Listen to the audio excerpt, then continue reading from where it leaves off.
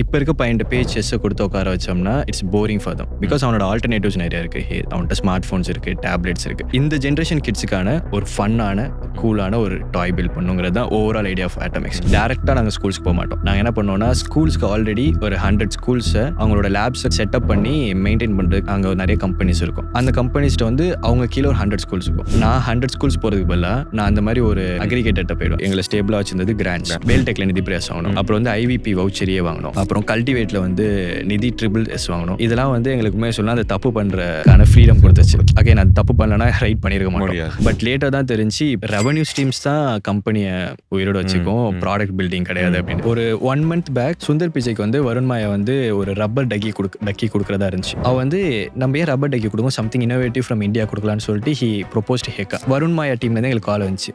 எங்களுக்கு வந்து 3 days time கொடுத்தாங்க ஒரு ஹெக்கா ரெடி பண்ண. பட் அன்ஃபார்ச்சுனேட்லி நாங்கள் ட்ரை பண்ணோம். பட் ஆனால் அது போல. ஸோ அன்னைக்கு நான் கொடுத்துருந்தேன்னா என்ன சுந்தர் பிச்சை கைக்கு அன்னைக்கு கூகுள் ஐயோல ஒரு பெரிய பிஆர்